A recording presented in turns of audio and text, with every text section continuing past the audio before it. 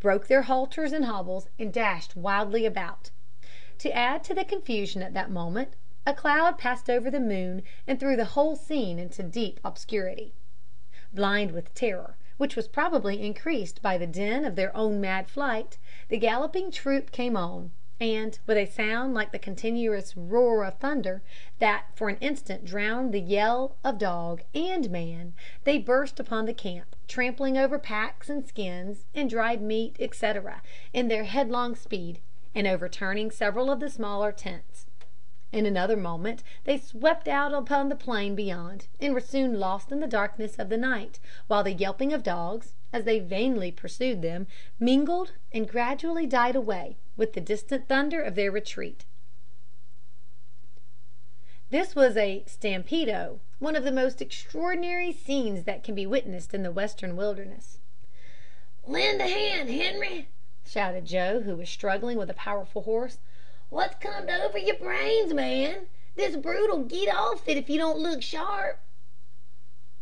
Dick and Henry both answered to the summons, and they succeeded in throwing the struggling animal on its side and holding it down until its excitement was somewhat abated. Pee-eye-em had also been successful in securing his favorite hunter, but nearly every other horse belonging to the camp had broken loose and joined the whirlwind gallop. But they gradually dropped out, and before morning the most of them were secured by their owners.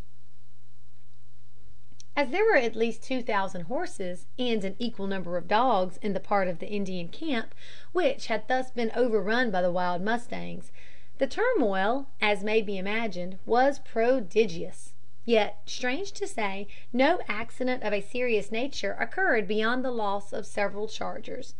In the midst of this exciting scene there was one heart there which beat with a nervous vehemence that well nigh burst it.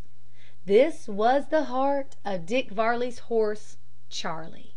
Well known to him was that distant rumbling sound that floated on the night air into the fur trader's camp, where he was picketed close to Cameron's tent. Many a time he had heard the approach of such a wild troop, and often, in days not long gone by, had his shrill neigh rung out as he joined and led the panic-stricken band. He was first to hear the sound, and by his restive actions to draw the attention of the fur traders to it. As a precautionary measure they all sprang up and stood by their horses to soothe them, but as a brook with a belt of bushes and a quarter of a mile of plain intervened between their camp and the mustangs as they flew past, they had little or no trouble in restraining them. Not so, however, with Charlie.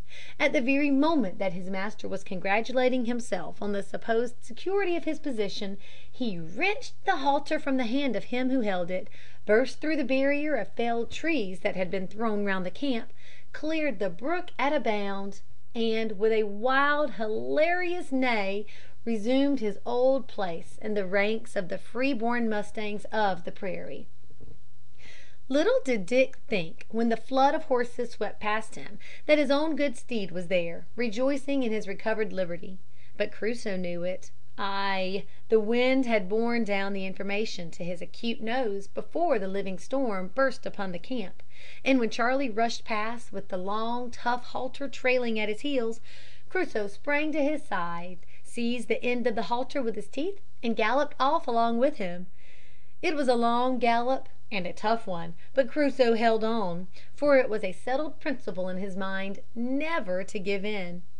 At first the check upon Charlie's speed was imperceptible, but by degrees the weight of the gigantic dog began to tell, and after a time they fell a little to the rear. Then, by good fortune, the troop passed through a mass of underwood, and the line, getting entangled, brought their mad career forcibly to a close. The mustangs passed on, and the two friends were left to keep each other company in the dark. How long they would have remained thus is uncertain, for neither of them had sagacity enough to undo a complicated entanglement.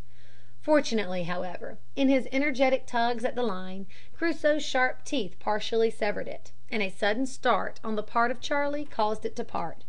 Before he could escape, Crusoe again seized to the end of it, and led him slowly but steadily back to the Indian camp, never halting or turning aside, until he had placed the line in Dick Varley's hand. "Hello, pup! Where have you been? How did ye bring him here?" exclaimed Dick, as he gazed in amazement at his foam-covered horse. Crusoe wagged his tail, as if to say, "Be thankful you've got him, Dick, my boy, and don't ask questions that you know I can't answer."